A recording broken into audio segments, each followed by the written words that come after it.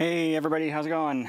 I can do a live stream. It's been a little bit, but got a piece of gear that I know that several people who watch this channel have been interested in, and I in particular have been very interested in it. And I finally found a place where I could get one a few days ago, and placed the order for it, and it arrived this morning.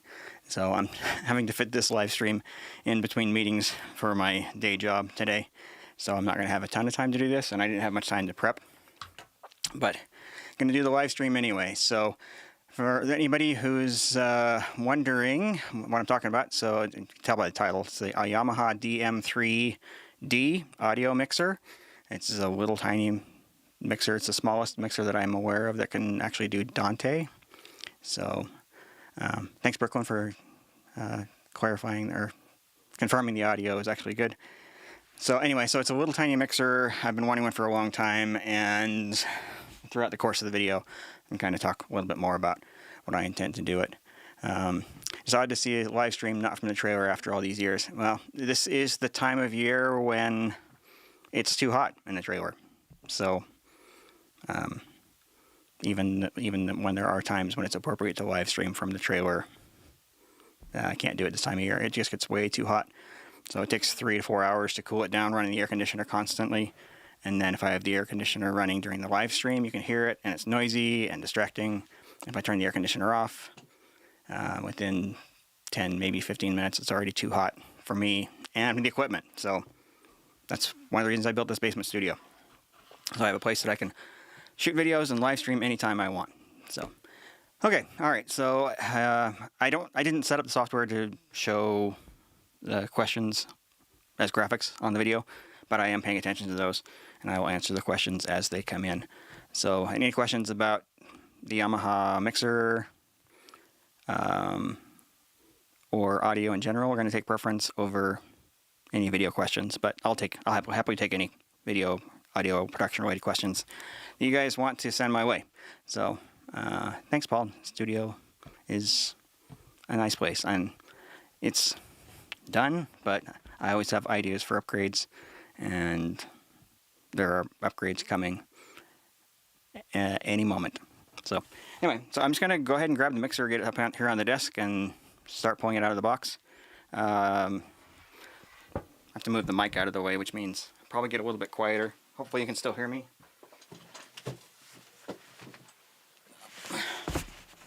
Nope, there it is. Guess it's upside down for what you guys are seeing. Put that there we go. Yamaha DM3. I've always been a little confused about what the actual model number of this Dante version of it is, because you go to some sites and they say it's the DM3D.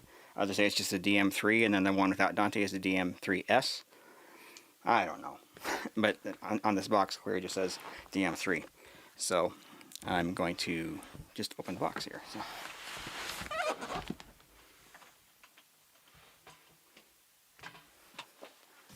Alright. Is that the right way to do it? Looks like, can't really tell. The right way to open this box is here. No obvious. I think it might be good this way.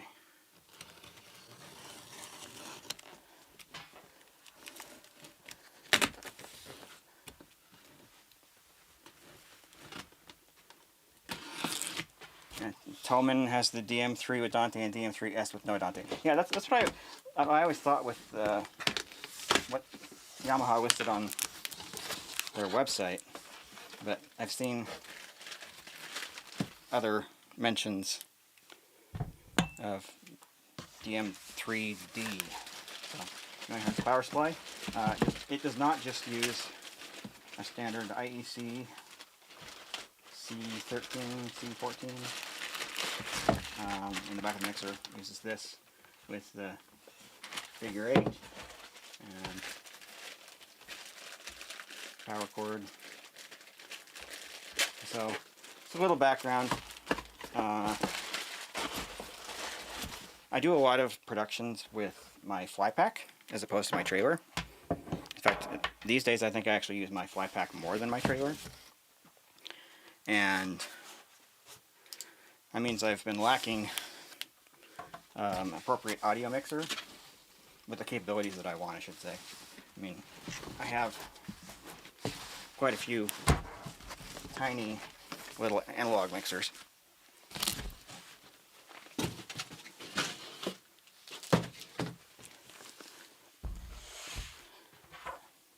But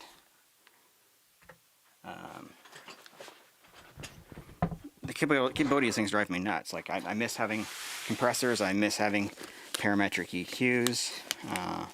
The effects on them are usually lackluster at best. And I would really love to be able to incorporate Dante. I mean, there's so many times that I want to do that for a lot of different reasons. Alright, there it is. Move the active wrap out of the way here. Clean off the table. That box made a mess. Okay. Alright, go back to overhead shot here. So, there it is. In all its glory. It's maybe a little bigger than I anticipated, but still a lot smaller than the TF1 that I've been using. So let's see. Did I get it on B&H? No, B&H is still out of stock. I've been on their wait list for this entire time since this thing was first announced April of last year, and never gotten a notification from them. And I checked their website pretty regularly just to make sure that they haven't left me out. But so I got this through Musician's Friend, and I've actually bought quite a few things from them over the years. I got my TF3 I have in my trailer through them actually as well. So I'm going to actually plug this in.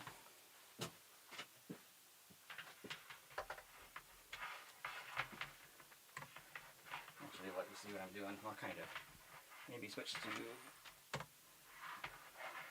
that camera. Yeah, there we go.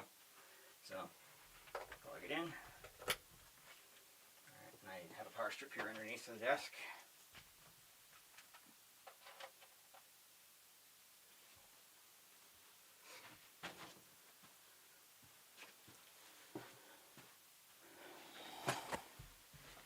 Alrighty, power switch.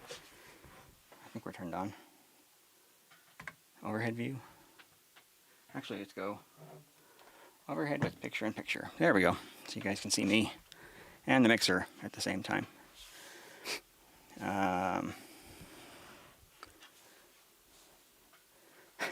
can see my face in the reflection. Awesome. That's cool. So now you can see my face in the little window as well. So let's see. Okay. Eagerly awaiting on the Behringer wing rack. Is that coming? I haven't heard anything about that.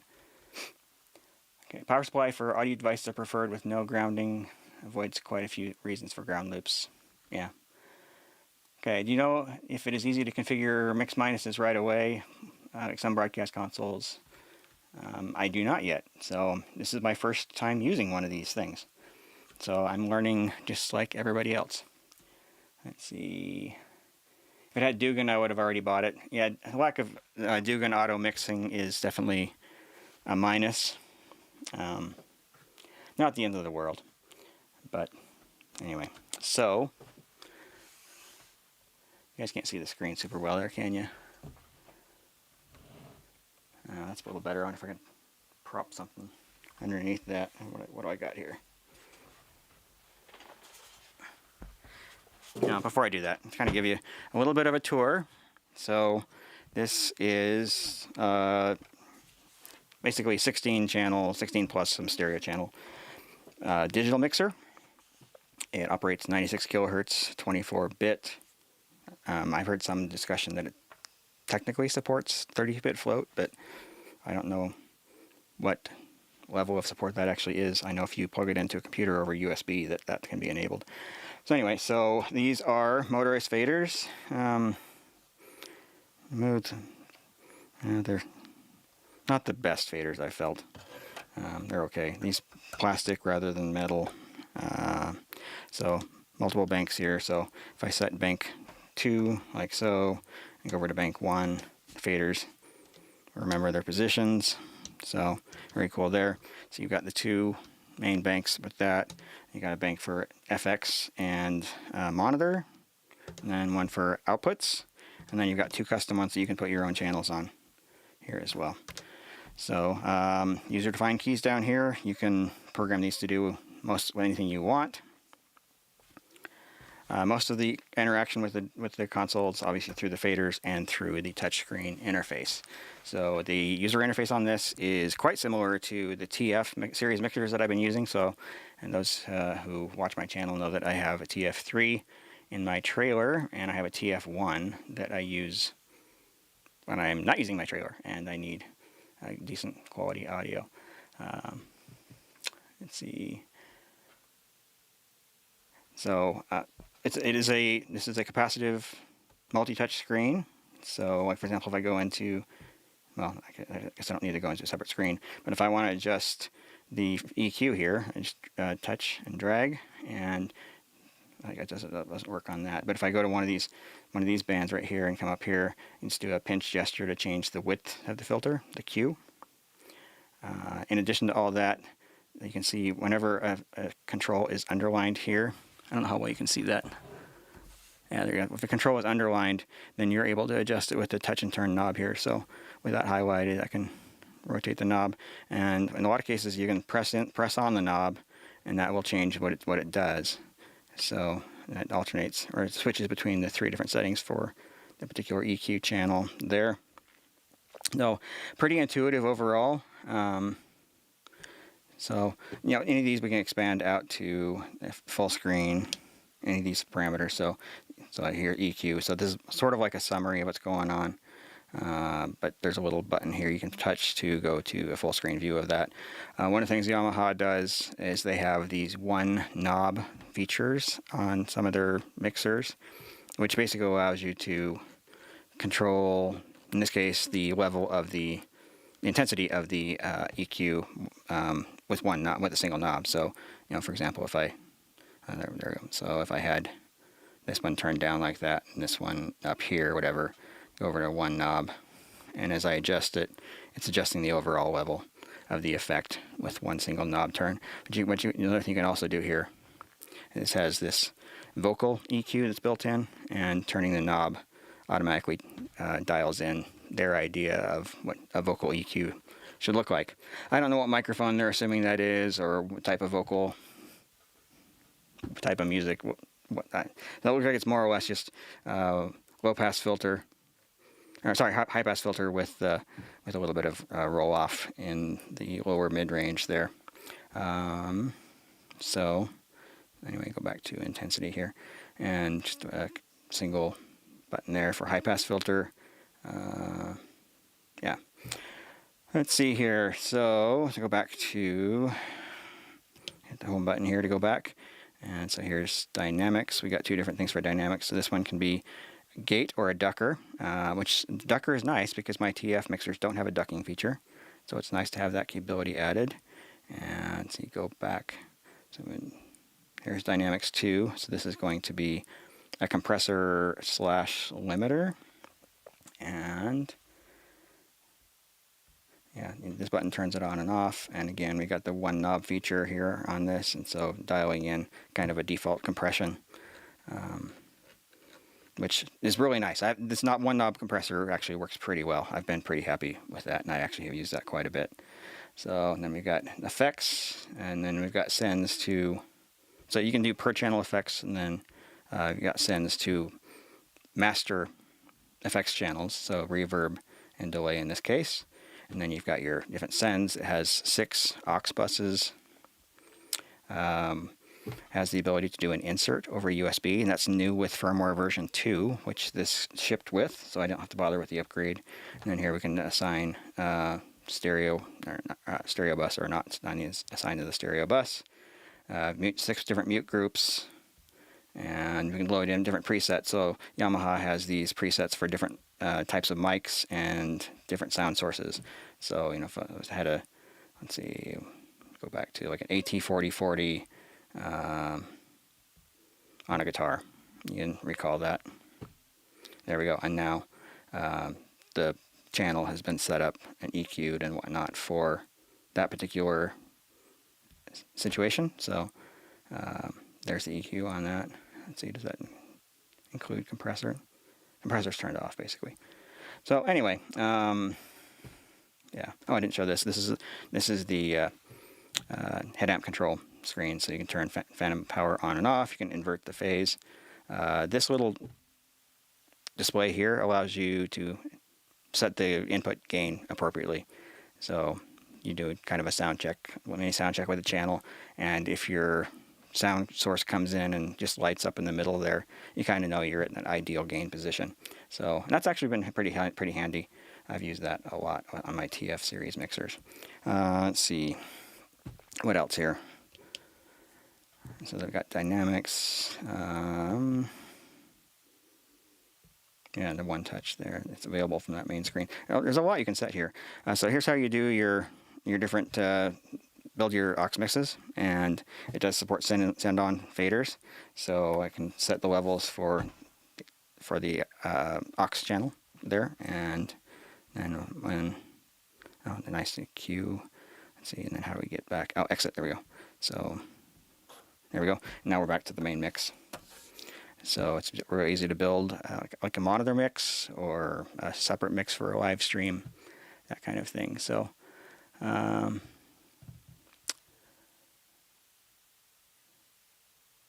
okay, so we'll look through and see what some of the questions coming in actually are. So it looks like you guys actually do have some questions on this. Let's see. Very few buttons. Suspect most of the things done touch panel. Yes, that's very much how this is designed. Touch and turn works easier than the screen for me sometimes. Yeah, when you need to dial an exact value, the knob is an easier way to do that than adjusting parameters on the touchscreen.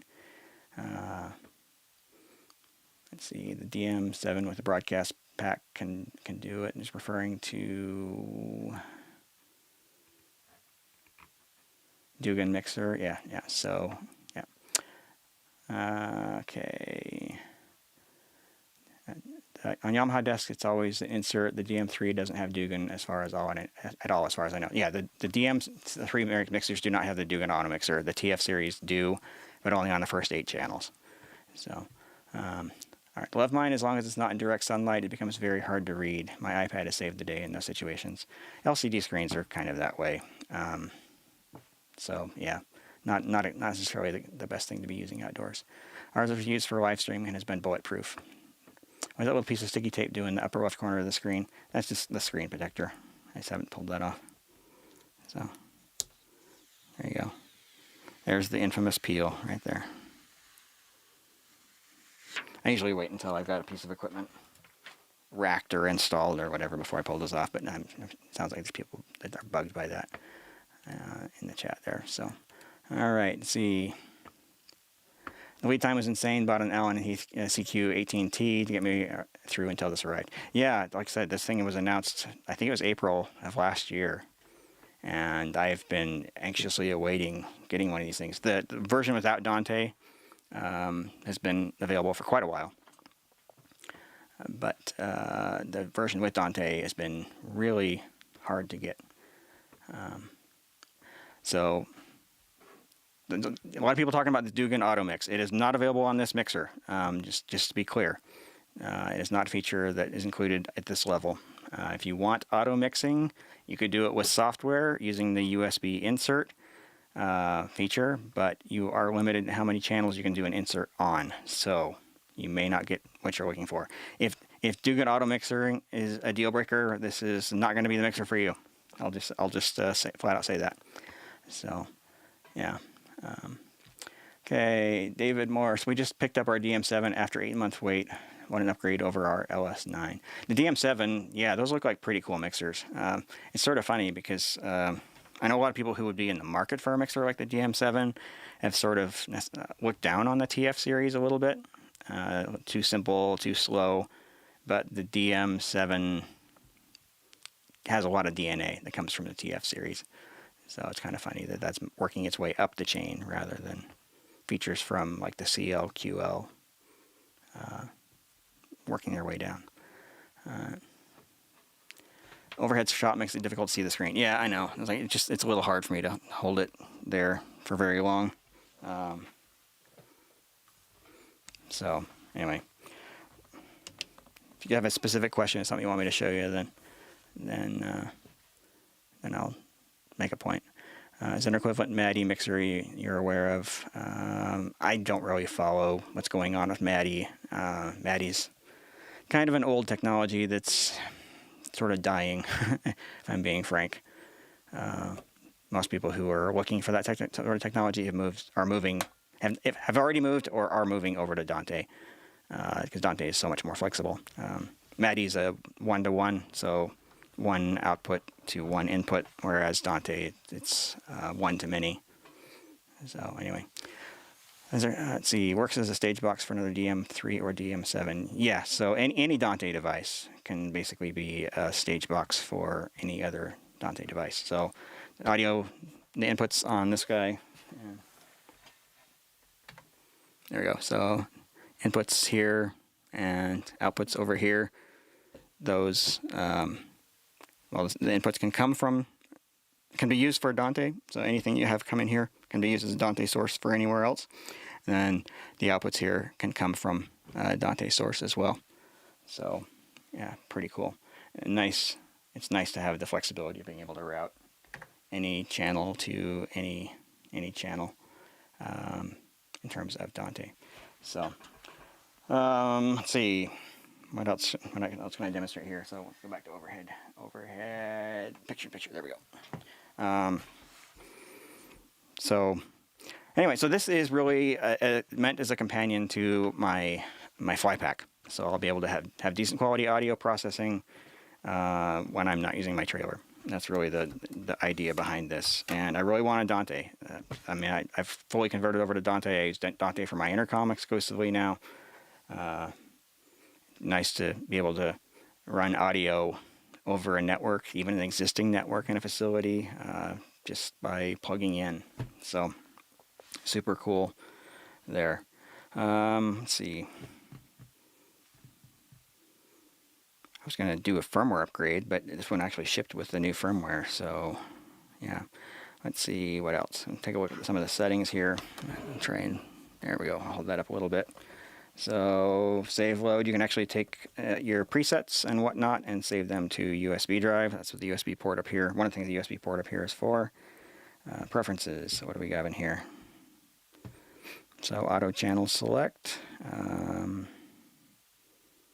queue select link. So yeah, it's basically whether when you queue something, whether the channel gets auto selected and whatnot. So confirmation. You can choose whether you want to have a confirmation message when you store a preset, when you recall one, and then for input and output patching, change the channel names in language. Interesting, it's just the channel names and not in full user interface. Key function.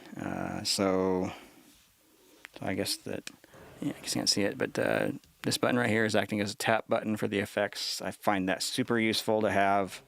In fact, there's been a lot of mixers where I will actually set the tap feature to be on a foot pedal, so I can tap the beat of the music on a foot pedal while I'm doing other things with my hands.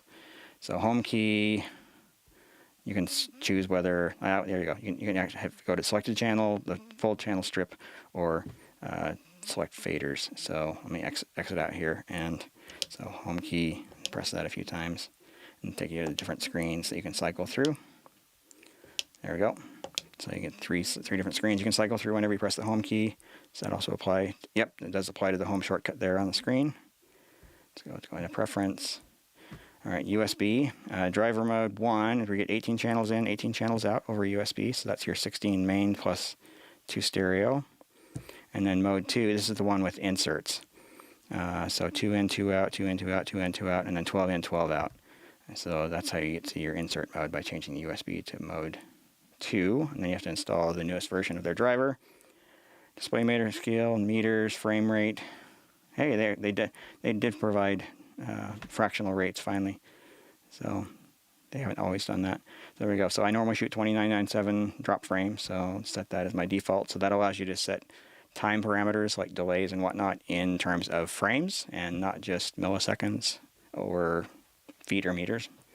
for that kind of thing. So not a lot there. Okay, user defined keys.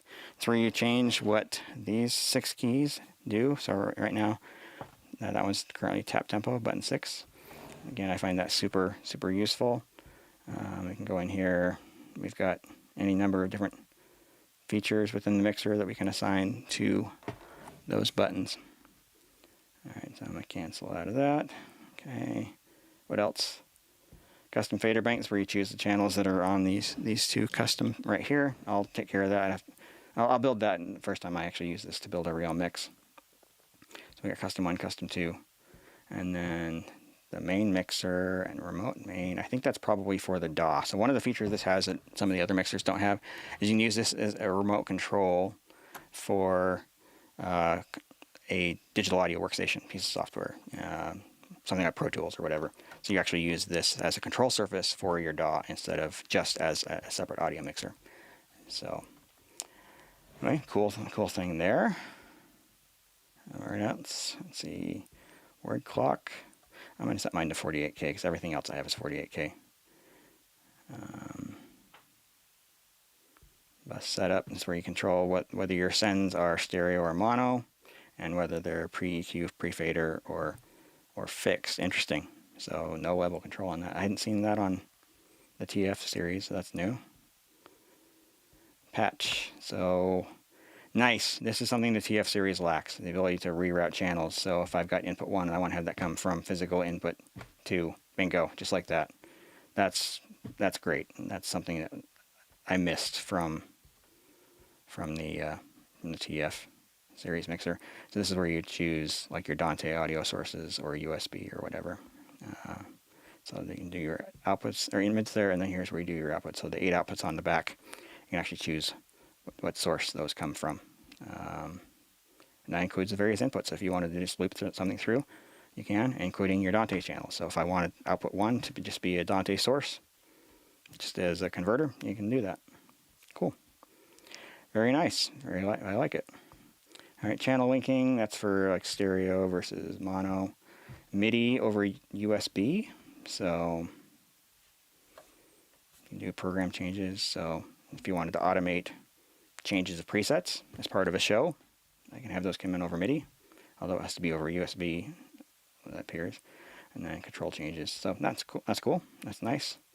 Recall safe. Okay, yeah, this is a cool feature. So when you go to a recall, you can basically say, I want to recall everything except the effects processing. Right, so very cool.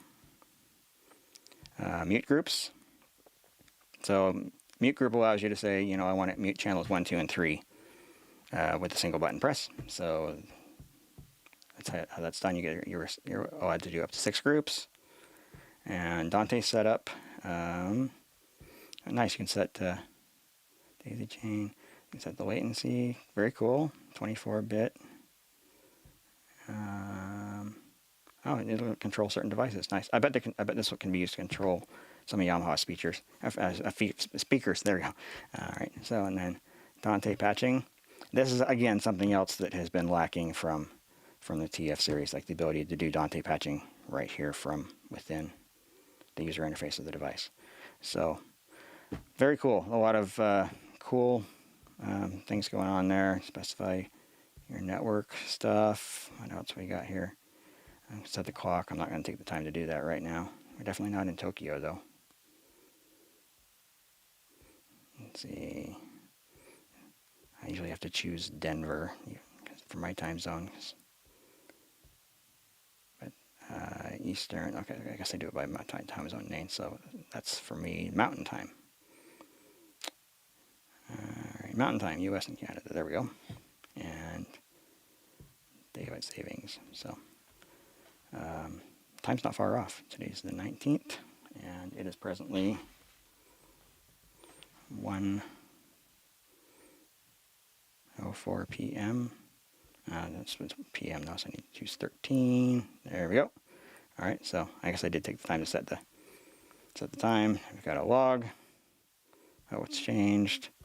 And about, so you can see the version number and software license if you care about that. And then you can lock the console. I assume that you put a password on it. And there we go. Okay. So anyway, pretty cool stuff there. So I'm going to go ahead and recall this initial data preset to put everything back to the way that it was. All right, so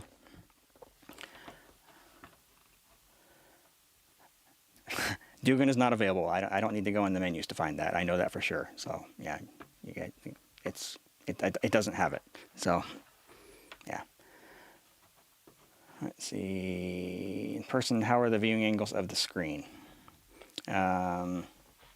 Well, under my studio lighting, it works just fine. I think you can control the brightness. Yeah, there you go, brightness right there. So the screen's is turned up all the way already. But where I'm at under the studio lighting, which is pretty bright, I can comfortably use it down here, like 12 out of 20. 20, the maximum brightness, it's not going to be bright enough for if it's got sunlight falling on it, that's for sure. And so they want us to control the brightness of the buttons on the panel here. And switch between light and dark. So depending on what your lighting conditions are, maybe one of those is going to be easier to see than the other. So, and then we got power saving mode where it'll dim things after some period of time. Okay. And yeah. So what else do you guys want to know about this thing? I'll be happy to test anything that I can. Let's see, it doesn't work quite the same as, there we go, yeah, okay, there we go. So double tapping on this section allows you to go into the full channel view. So we go in here, and this is where we can set the gain. So for some people who are used to mixers where you have separate line and mic inputs, the Yamahas do it a little bit differently. You can plug any source into any input, and then you have enough gain to bring a mic level signal up to being usable, or if you turn it down, you can actually handle a line level source just fine. So you don't need double up on inputs. But speaking of, I should mention here that the inputs that are on the back, let's see, I'm doing this backwards, but the first 12 of 16 are XLR only, and then the last 4, these guys right here, these are combos. So it has both quarter and XLR on those. So Paul asking if it has a Vegas mode. Not that I know of. So lack of combination jacks for all inputs is disappointing. Yeah, I agree, but because any input will take line or mic, you can put 16 line level sources in. You just need to adapt it to XLR. So that's not a big deal. Yes, combo jacks on all would have been great. So, all right, for us non-sound engineers, what types of presets are available? So, actually go through some of that. So, from the factory, I'll go back to my overhead shot. There we go. And redirect this, see if you can see that all right. So, in terms of overall presets for the entire mixer, podcasting, recording, rock band, jazz combo, house of worship service 1, house of worship service 2, corporate with band, video meeting, karaoke, theater rehearsal, all talkers. I guess that's probably a panel of people. All headset mics, festival pro. Looks like that's it for those. I don't think there's any. Yeah, nothing in scene B. So there's that. In terms of the individual channels, come down here, scroll through that list. So we've got presets for a bunch of Audio-Technica mics with different sound sources. We've got various Audix mics with different sound sources. General, whatever. A bunch of different instruments there.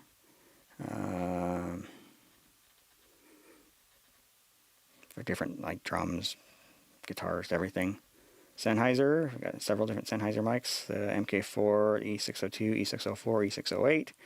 609, E835, this is a very common handheld, E901, 902, and then we get into Shure, we got the Beta 52A, 57A, 98A, Beta 58, 87A, KSM 137, KSM 9, MX 150, a couple different modes there, MX 412, 418, PGA 48, PGA 57, PGA 58, PGA 81, BGA98, just a bunch of them. SM series, of course, 27, 48, 57, 57. Is that an AI? I'm not familiar with that one. BA, I'm not sure what those are. Podcast, I would assume. Band, I don't know. I have to look at the Yamaha website to see. SD, TB, TN, probably trombone, trumpet, TN, T is TP, I would assume be trumpet, SM58 on a flute for podcasting, SM87 for a bunch of different instruments, WL 185 or 183, 185, and that's about it on there. So, and I know they have a few more that you can download from their website as well, so you're not limited to just what's here. I've never really used those presets, so I don't know how good they are. Yeah. So Danny asking any update if auto mix coming. I've never heard anybody say anything about that. I don't know. I would guess probably not, honestly. So input switching available via IP. Companion controllable. Don't know. I do not know. I would assume that that stuff would be controllable because there is on some of their other mixers. I don't know why they would leave it off on this one. I mean, if we have time, I could see if Companion's configurable for some of this. I don't really know. Okay, so back Aaron Cody, how much DSP per channel compared to other digital mixers you've used? It's not a lot. I mean, you get the basics. You get EQ on every channel. So you get compressor on every channel. You get a gate on every channel. Let's see. You have dedicated FX control block in here. Let's see, how do you change the actual effect on this? So that's controlling the amount of delay. Oh, that's just delay. There you go. That's another feature that the TF series doesn't have. Is delay. It has delay on every channel. That's nice. That's super nice to have. That's something I often wish my FX had. So yeah, I've got that, and then you've got the two FX units on that are global. So you come over here to the effects, and then change that from like a mono delay to a stereo delay or whatever. So you got two FX units for that, and that's the reverb one right there. So anyway, not a ton of FX built in, but with the insert feature, you can actually use VST plugins on a computer with this. So you can insert, I wonder if I can figure out how to get there. Preset. So with this firmware update, they added the ability to do inserts. Where are those? So that's FX bus. We want main bus. Let's go exit here. Go to stereo. There we go. Insert right there. And so you can basically say insert on USB 1 and 2. And that didn't do it, but that's how you do it. And then on the computer, you would set up a VST plugin of some sort. They have, I forget the name of the software, but they got a piece of software you can run on your computer. And it turns your VST plugins on your computer into effects that you can use on your mixer. So, yeah. I find it interesting this has 96K at this price point. Do you think it's indicative of how the industry is going? Yeah, I do. So I think we're getting to a point now where 96K is just going to kind of become the norm on any sort of professional equipment. So I'm only going to be at least 48K because most of my other Dante stuff is only 48K. But for someone who's got other 96K gear, this is going to integrate just fine with it. So. All right, Paul asking, how do you transport this? Does it have a dedicated style of case? So I've been shopping for a case for this. There are a number of different cases that are made by different manufacturers that are specifically made for this. I have not selected which one I want to get yet. So I want to get something that's fairly small. I'd like wheels so I can lug it around behind me, but when you add wheels, you get into much bigger cases.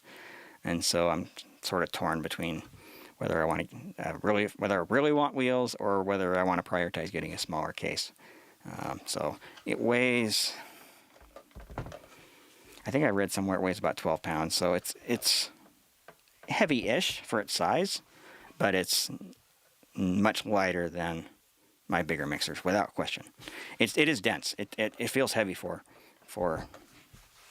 something this size, but yeah. All right. Yeah. So, any other questions on that? While you guys are doing that, I'm gonna actually plug in one of my TO 1608 stage boxes and kind of get a feel for how that integrates. So I'll kind of be doing that off camera, though. So you probably won't see much. So anyway, feel free to pop some questions into the chat.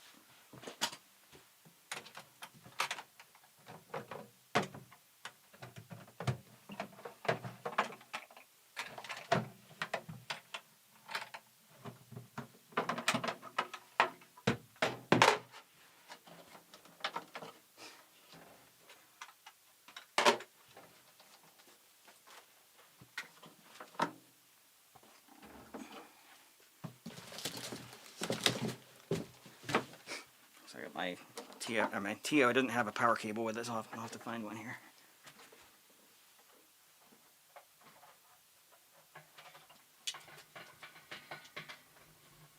Oh, there's one here under the desk, so makes it easy.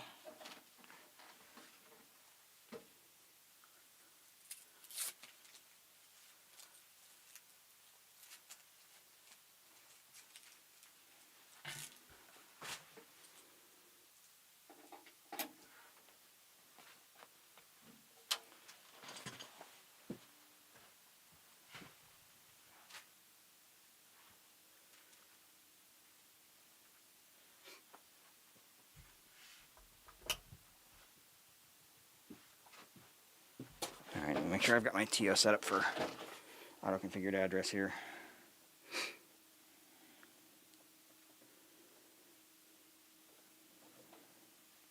Yeah, looks like we are.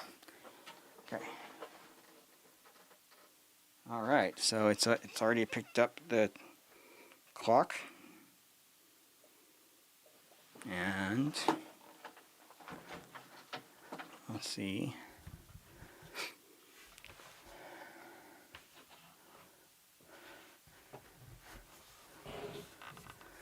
Okay, so someone was asking about let's see, overhead with picture-in-picture. There we go.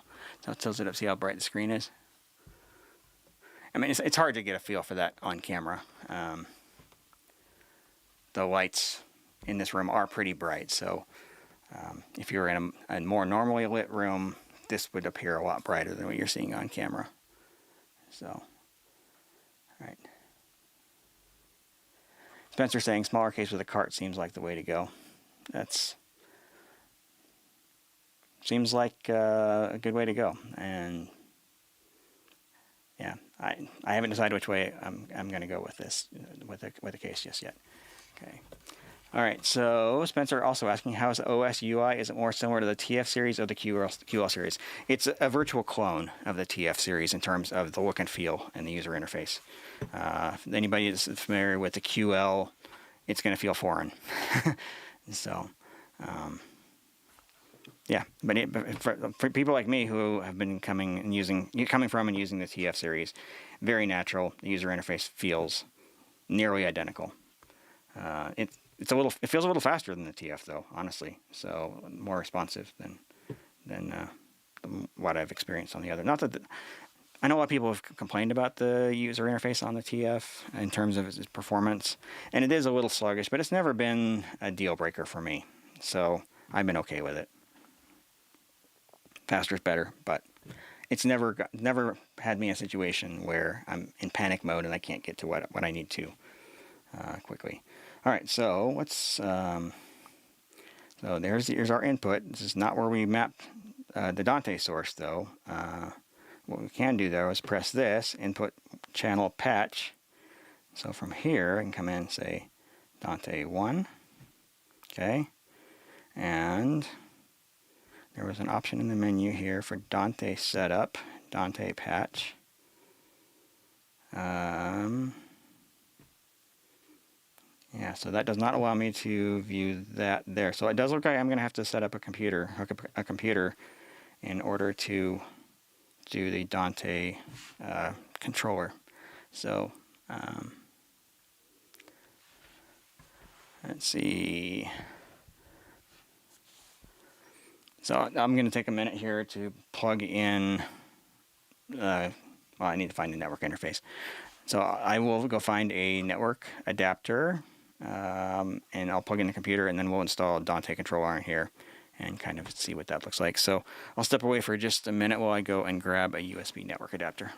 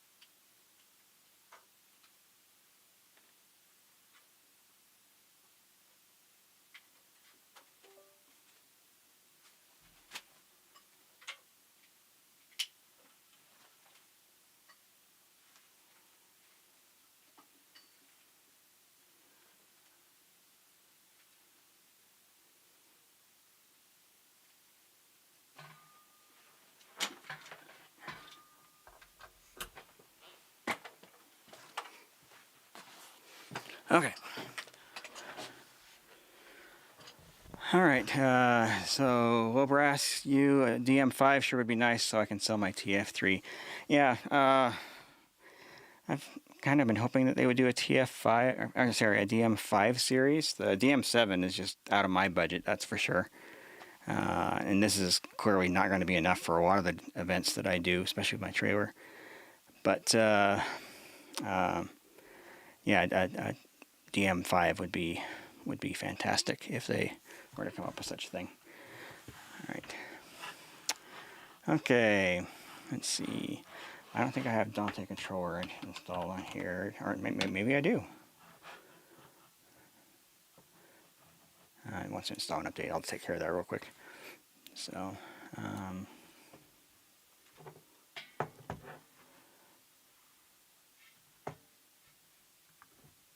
there, you can see what I'm doing on the computer here, so I'll go ahead and install this update. I don't know when I would have used Dante controller on this computer. The computer has been in my basement studio pretty much since I bought it. So someone asking about the price. So in the U.S. here, the version here with Dante, the DM3, is $19.99, so just under $2,000. The version without Dante is $16.99, so you save $300. If you don't need the Dante capability. All right, so looks like I'm gonna need to restart here real quick. So go back to front camera while I do that, so you guys don't have to watch that. But anyway, so I've been looking forward to this mixer for a very long time. I've really been lacking in terms of my audio capability when I'm doing stuff with my fly pack instead of my trailer. And I've made do with some little tiny Behringer analog mixers, but kind of hated every moment of it. Not having proper compressors, not having parametric EQs, not having decent effects, you name it. I'm just like, the experience has just been less than ideal in pretty much every way. And having this level of processing in a mixer this small is pretty awesome. Do my login there.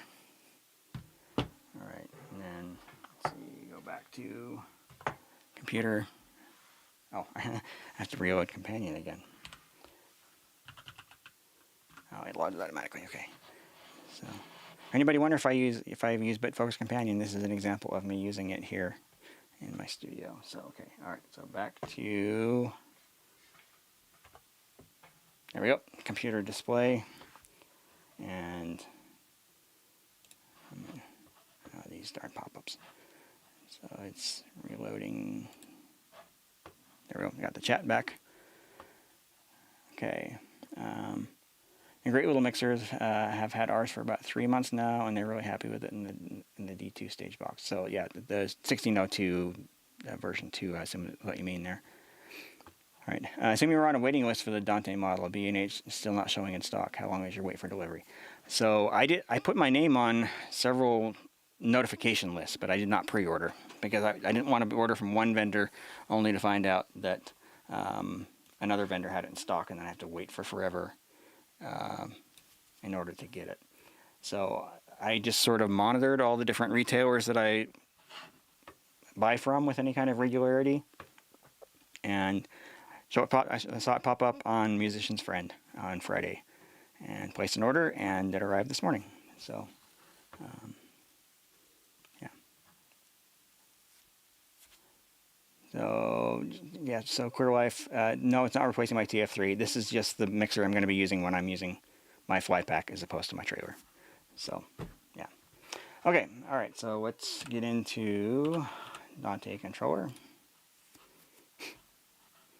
It's not going to be configured for the right interface yet, so I'll do that real quick.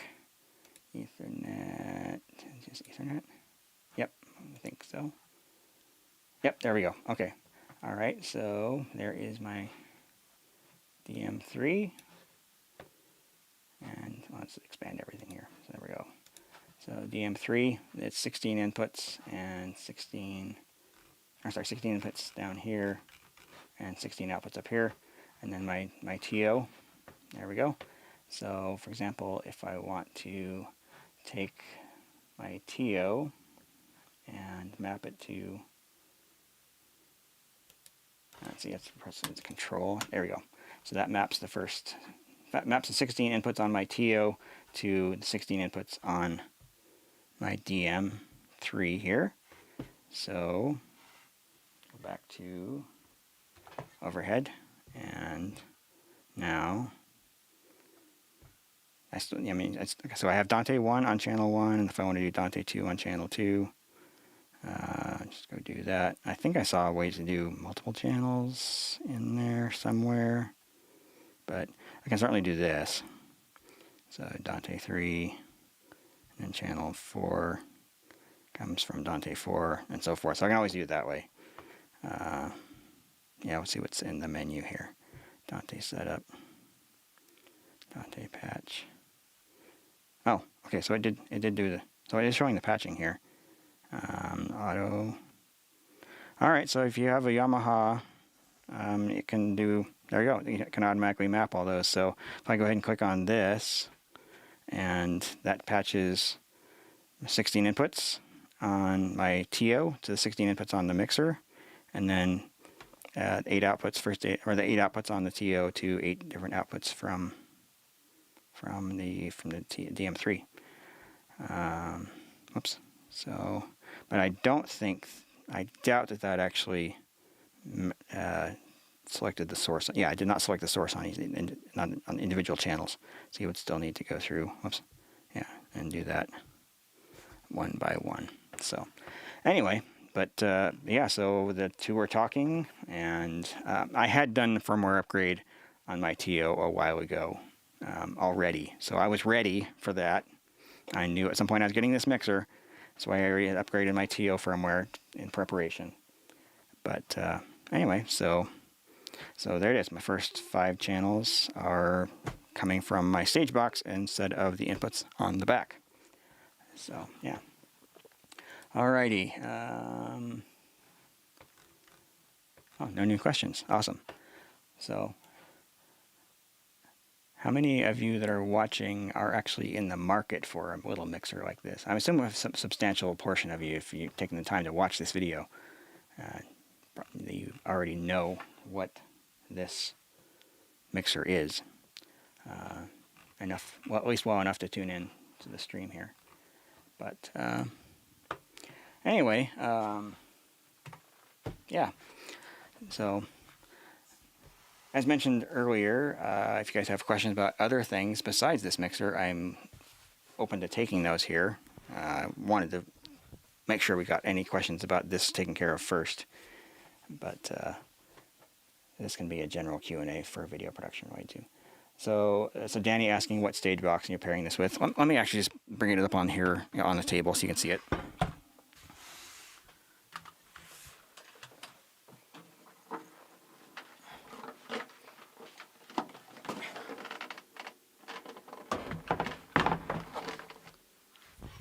It's the same Yamaha TO1608D series that I use with my TF series mixers.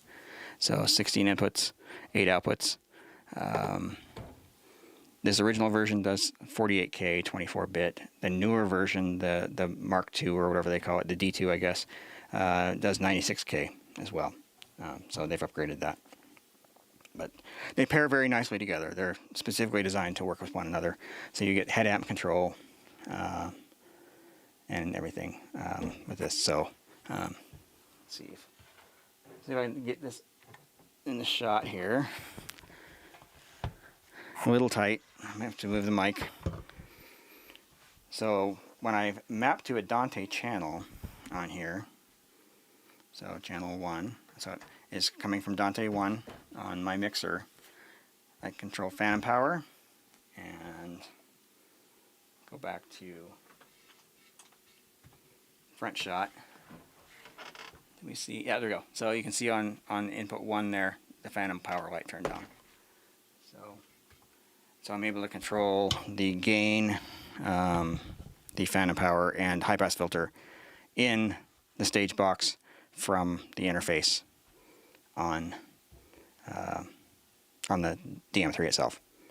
So I don't have to launch the Yamaha R remote software in order to control that. So yeah, that makes the integration really nice, and I've loved having that.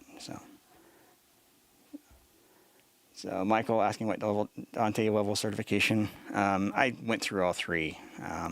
For someone like me who has a networking background, it was easy. I did all 3 in a single afternoon.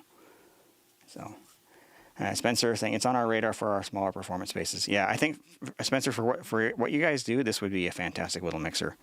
Allow you to integrate with the rest of your Dante stuff really easily. So nice and easy. So I'm going to move this back off the desk again.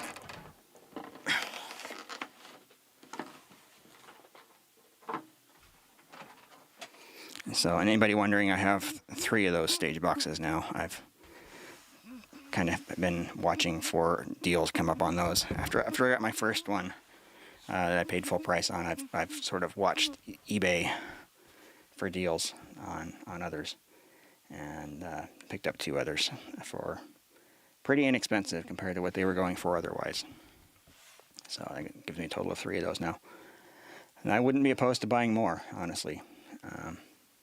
So it's, as far as I know, it's the least expensive stage box that has a decent number of channels and decent quality mic pre's on it. So yeah.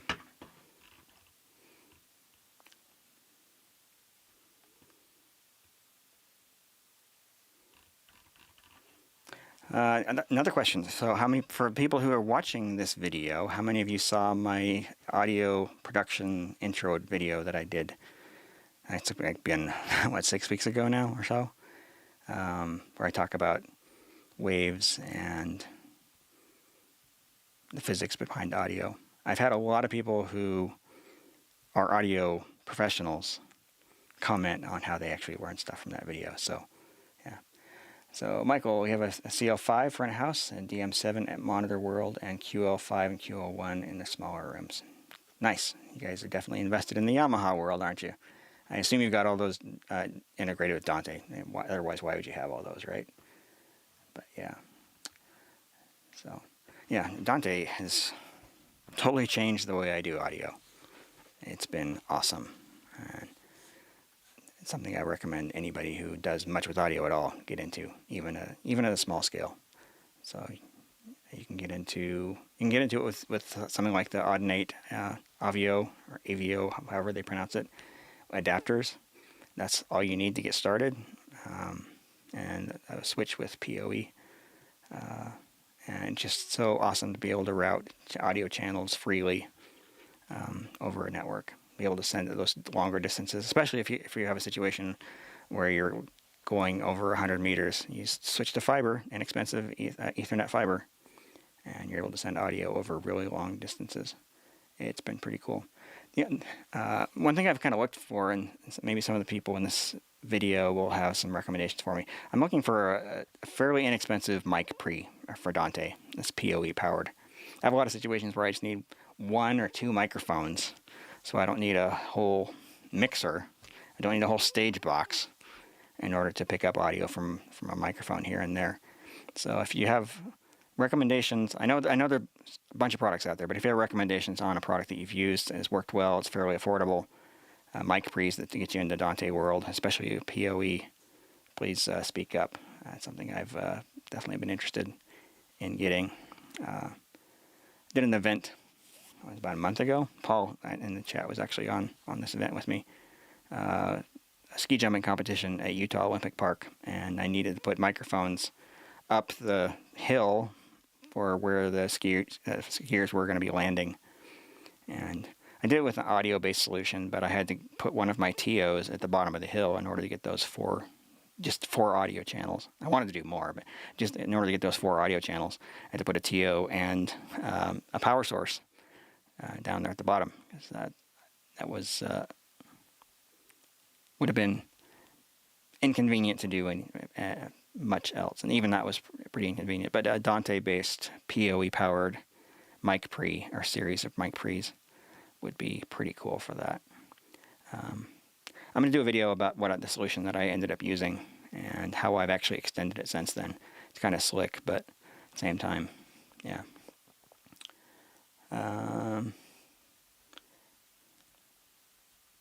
So, yeah. Okay. I haven't checked to see how many people are even watching today. How many people are watching today? 45, not bad.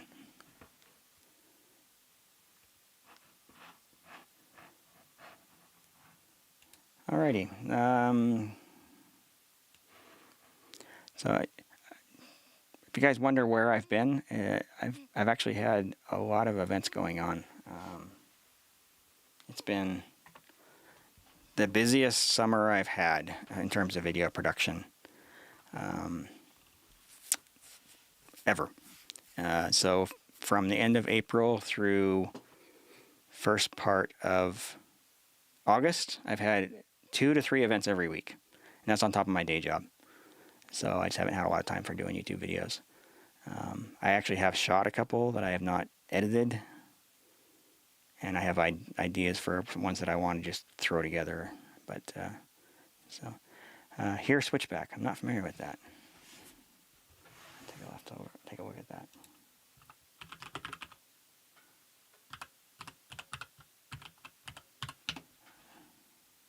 Here, technology switch MRX. Oh yeah, okay, yeah. Okay, I have seen that. Yeah, I saw a video.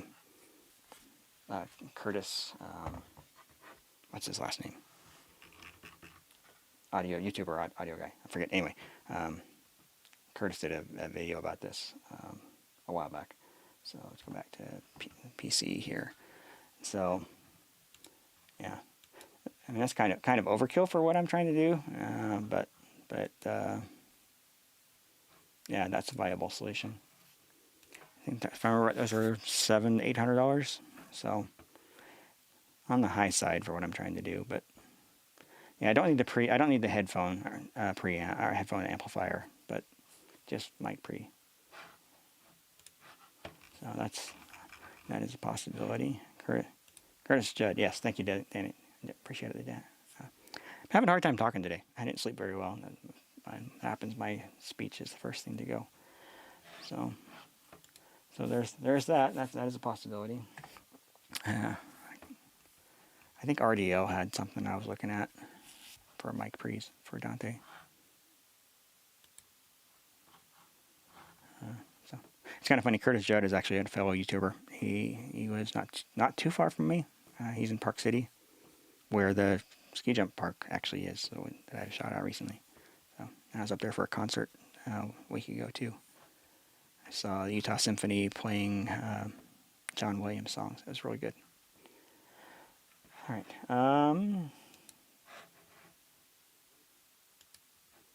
Okay. Fire some questions my way, guys. Otherwise, I'm just going to keep rambling aimlessly. So, what do you want to know?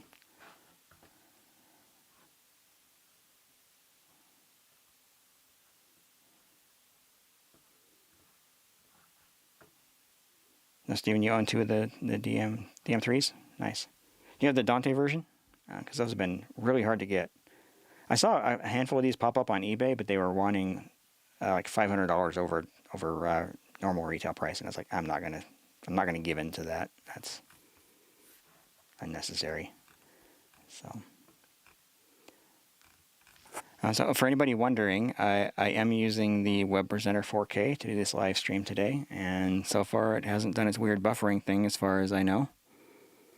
So maybe the network conditions between my house and YouTube have improved compared to what I've experienced in the past.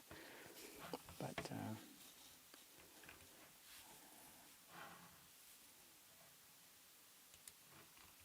alright. Looks like the YouTube stream is really delayed compared to, well, maybe not. And maybe it's my, there we go.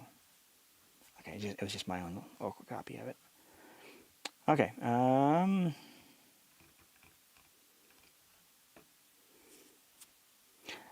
obviously I haven't had a chance to hear the preamps on the DM3 yet, and I definitely want to take the time to do a recording and then listen to it on a proper set of studio monitors before I make any comments on that. But from what I've heard, they actually work. The preamps on this are actually pretty good. So, Alan Heath DT20-X. Let me see what that one is.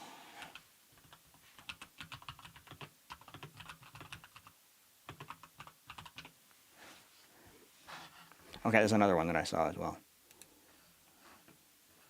So let me go back to. So that's another preamp. Yeah, I did look at these as well. All right. Yeah, it looks like it is. That's just a preamp. So nice. Yeah. Separate gain. I assume phantom power. 96K. That's cool. Yeah, 48 volt phantom power. Cool. Yeah, I'll have to look into that one. Fairly small. Looks like you'd, in theory, put 3 across on a rack. Okay. Anyway. Okay.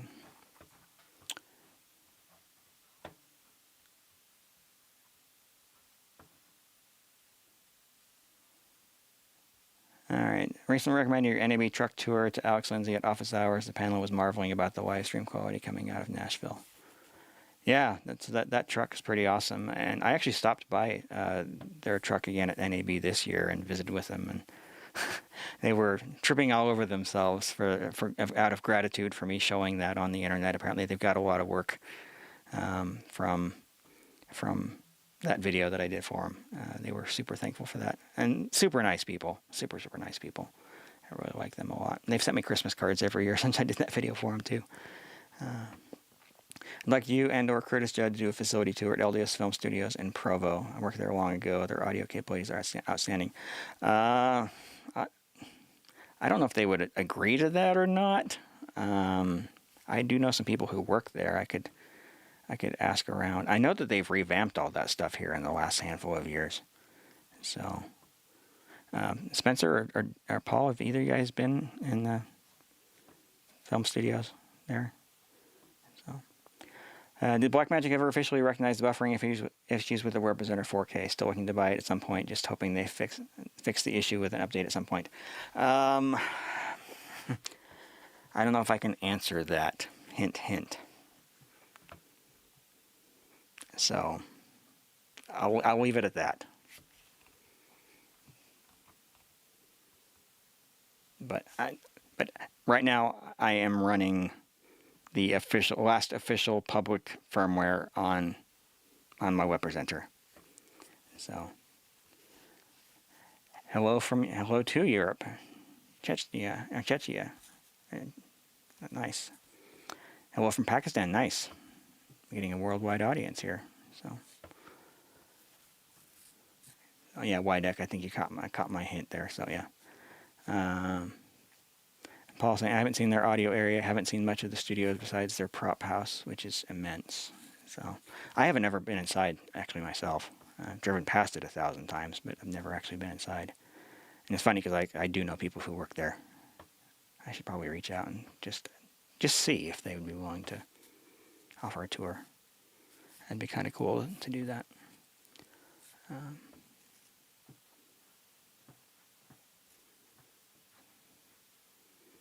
I'm not surprised that LDS Motion Picture Studios would have good audio. There have been some great audio professionals that have worked in Provo.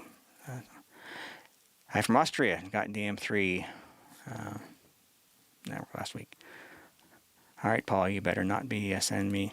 You better not be rickrolling me. Hey, everybody, Doug here. I'm NAB 2022 in Las Vegas. I am in a production truck. Yeah, sharing the video. I did it. I think you shot that, Paul, didn't you? Pretty sure you did. I think Paul was my camera operator on that video. If you guys haven't seen that video, you should watch it. It's pretty cool. So this is a truck built by a company called High End TV. They have shown it at NAB a couple of different times. It's a 40-foot truck. It's all 4K. It's all HDR. For those people who watch my channel, it has some Blackmagic, but not a lot. They've selected other products for most stuff, but they've got really nice Sony cameras. They're 5500, I think, is what they're using these days. Full HDR, of course. I mean, that's what the truck's designed for. But they do a lot of concerts and sporting events with this thing. It travels all over the country. They're always insanely busy.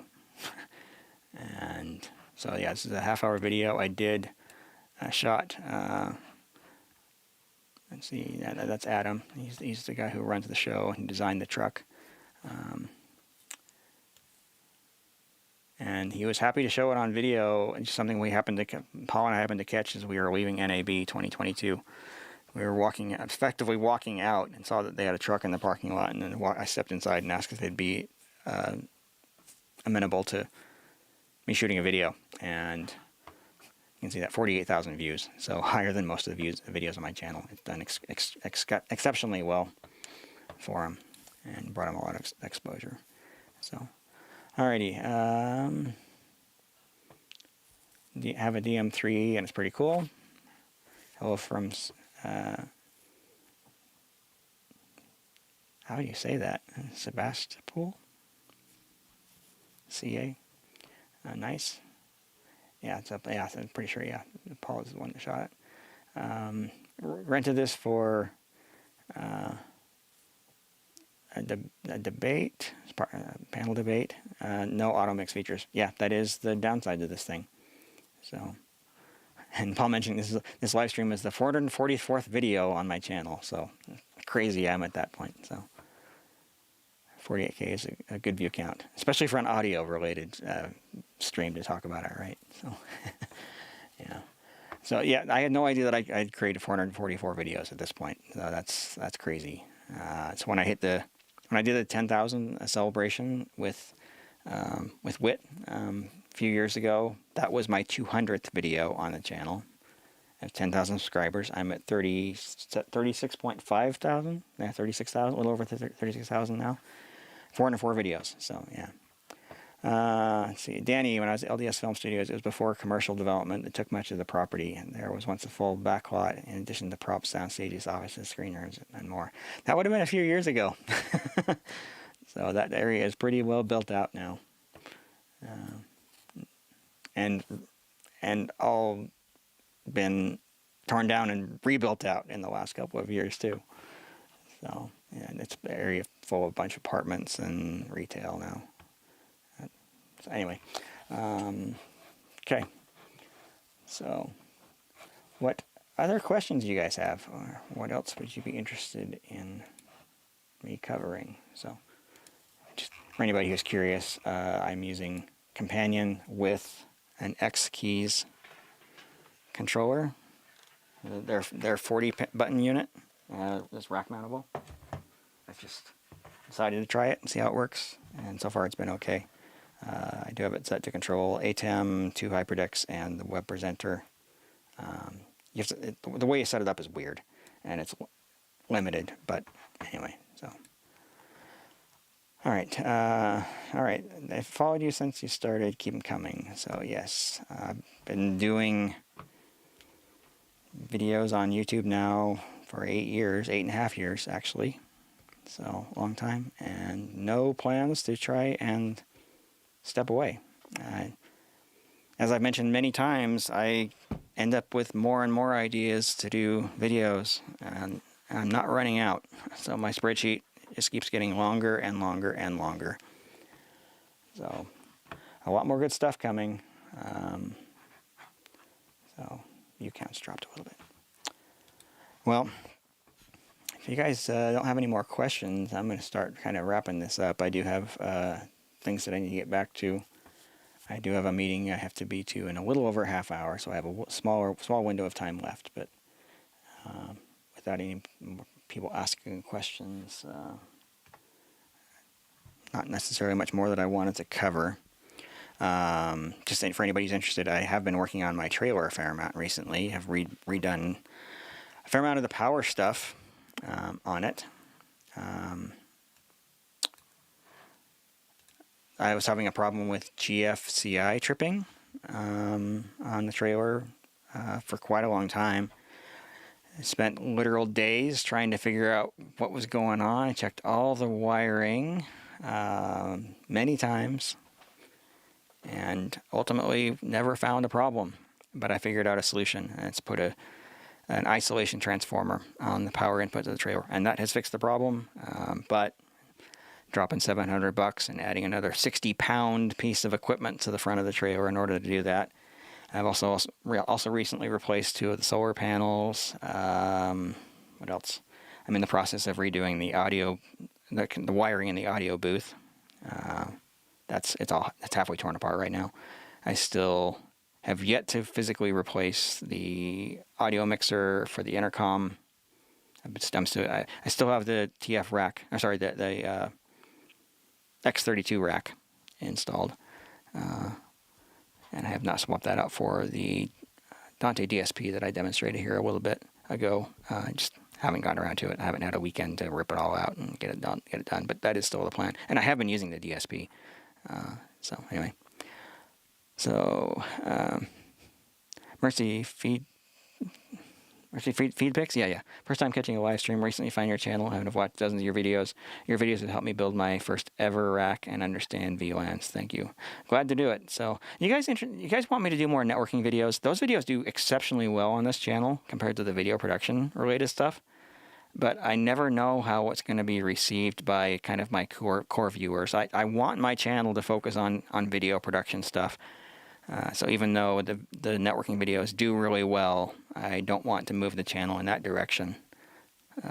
As I've mentioned, I'm not looking to my channel as a source of revenue. My channel is a way of sharing knowledge about video production, especially things that are not otherwise out there on YouTube. But if you guys want me to do more networking videos, I can do more networking videos.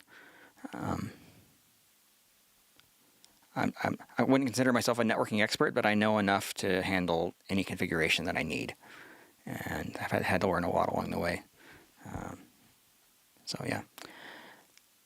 Camera rigs and trailers are never finished, only abandoned, to rip off a famous quote about works of art. Yeah, thanks, Danny. Yeah, so yeah, my trailer has never stopped changing. So it's crazy. I've had the trailer now for, let's see, I started in 2017. August 10th, 2017 is when I got it. So we are now at 7 years since I got the trailer, and it took me a little less than a year to get it done. So I've actually had it fully usable for about 6 years. So It's crazy to think I've had it that long, but it's, at this point, I'm sure it's been on well over 100 events, and it's doing well. So, yeah. Okay, you explain networking better than anyone else on YouTube. Would love and appreciate more. Awesome, thank you. Yeah, it seems to come with the territory. Like, people who understand networking don't necessarily have a way of making their explanation of things relatable to people.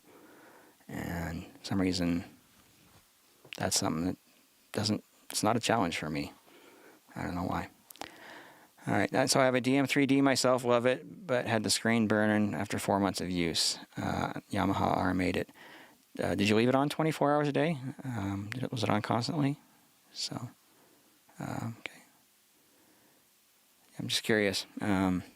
Mine's going to see very low hours, if I'm being honest. A couple events a month, maybe. 3-4 hours at a time. So, looking for a fiber tester. Any suggestions? Thanks. Oh, that's an entire discussion. I should demonstrate the stuff I've got. So, I started by getting just a simple. Having some brain fog. So basically, a light source. What do you call that? I forget. And then a detector, which tells you the level of light coming in. They have official names. If I'd prepped a video for this, I'm sure I would remember. But you start there, just kind of seeing what your loss is from end to end on fiber. And then from there, you might consider getting a fiber microscope, so you can actually take a look at the end of a fiber to see what its condition is. That's very revealing.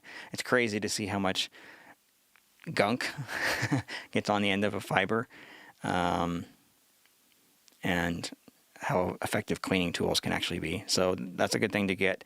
And then the one that I just invested in recently is an OTDR, so optical time domain reflectometer. So basically, it sends a light pulse down the fiber, watches back for the reflection coming back, and then lets you know how intense the reflection is. And by having that, you can see where there are issues with the fiber, where there's like a break, or whether the fiber is bent too much, whether you've gotten below the minimum bend radius, or other issues, low quality fiber. So OTDR allows you to do that.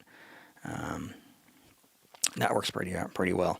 I'll have to demonstrate some of these things here on the channel.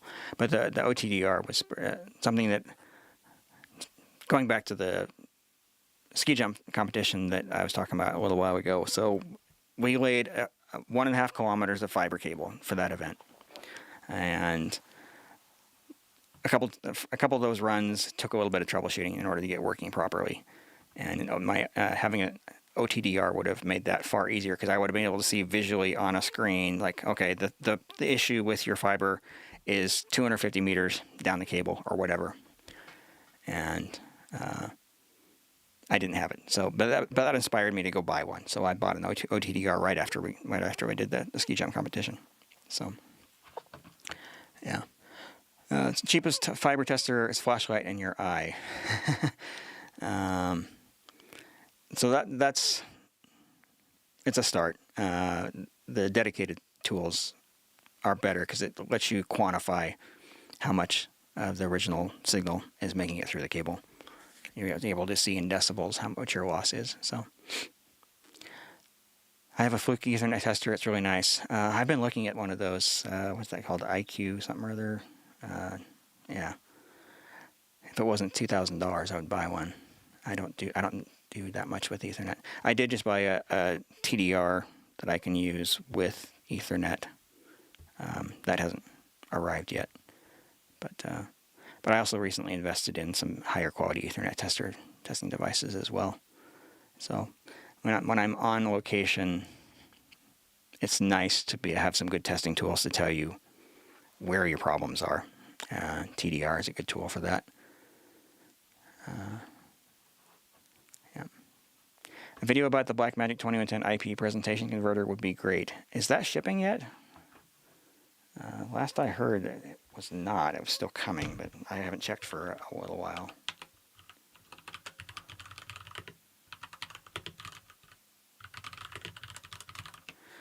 I've kind of landed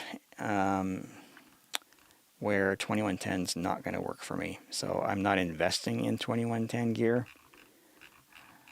The main issue is latency. Latency is too high for the sort of things I do. And I'm hearing the same sorts. I'm hearing other people say the same things online. So where's the presentation converter? They finally shipped a firmware update for something that provides NMOS. Which the product was it? I don't even remember.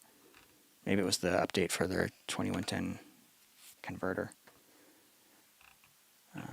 Anyway, so okay, there's the presentation. I should share my screen here. Alright, so that's the presentation converter right there. See if anybody's actually shipping that, or if anybody's selling that yet.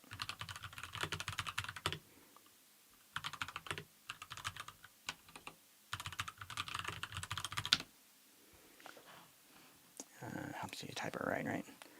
Alright, BH photo video. New item coming soon. Yeah, that's what I thought. I didn't think they were shipping yet. I'm more interested in their USB SDI version of that one myself. What do they call that one? It's under. It's probably under capture and playback. Yeah, the media player 10G. That's the one. That's one of the products that I'm most interested in. I have also pre-ordered one of the. Where is it? Where are you?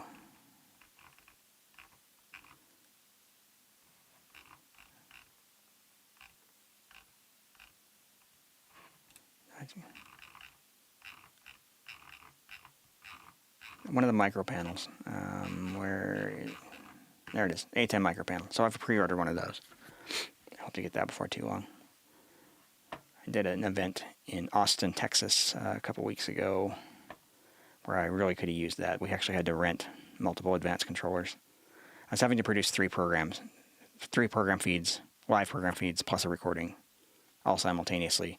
And I used 2 of the advanced controllers to do that, and then macros to handle the rest. But it would have been really nice to have like 4 of these things, or at least 3 of these, plus one of the advanced panels, so I could change the sources for all the different program feeds that I needed to create. But it's not shipping yet. So anyway, what else we got for comments here? He also inspired me to make a few wraps for a company I did at work. Of the SDI DIY stuff. Ended up doing all the cabling for the 2ME myself with the tool you recommended. A bit expensive, but amazing. And you end up saving money in the long run, even if the tools are expensive, if you're doing more than a handful of cables. So, got the older Series 2 for £250 on eBay. Wow, that's a great price. So I can say the brand new ones are about $2,000 on those network testers. Anyway. Okay. Well, I should probably start wrapping this up. I should ideally get some lunch before I have my next set of meetings. But anyway, thanks for those of you who have joined, and thanks for your questions and feedback. Another question. Let's see, did I take my trailer to Austin? No, I did not. I did not provide any of the equipment for that event. I was just literally hired to be the technical director for it. So flew in on a Wednesday morning. Well, got there about noon. Set up for the event that afternoon, and then the event was the next morning, and then flew back home here to Utah the next day. So I don't do a ton of that, but it can be fun to take those trips once in a while, especially if someone's willing to pay me well for my time. And I'm willing to do that for anybody. It isn't just, I'm not selective about who I work for, but it does have to be the right job. So anyway, okay. Well, again, thanks everybody for watching. Again, anybody who's watching specifically about the DM3, You'll probably be interested in the video I did about 6 weeks ago, thereabouts, on audio, an introductory video talking about waves and the physics behind audio. The audio industry professionals that I've talked to who have watched the video said they actually have learned things, even if they are professionals doing this for a living. They actually did learn some stuff there. So some opportunities there to maybe learn a few more things about audio that you may not have known. I will be doing more in that series here before too long. Next video is going to be, I think, about microphones. I haven't decided for sure, but a DM3 will actually be a part of that, and this will actually make doing those videos a little bit easier. So anyway, anybody who's new to the channel, please consider subscribing. Do video production related content, and that includes audio production. My goal is to do videos once a week. Just been way too busy with work, video events specifically, for the last couple months, and have not had the time to do so. But that's the goal anyway. So, and yeah, if you have any questions about any of this stuff, you can leave those in the comment section down below, or join us over on Discord. I don't have my graphic to show, but you go to djp.li/discord, and that will take you directly to the Discord server that I have set up. We've got a great community there. It's always active. There's always things going on. A lot of smart people that are there to help and answer questions, and you don't have to wait for me to have time to come in. Other people will jump in and help there as well. So. But I think that's going to do it. So, again, thanks everybody for watching, and we'll catch you on the next one. So, everybody have a fantastic day.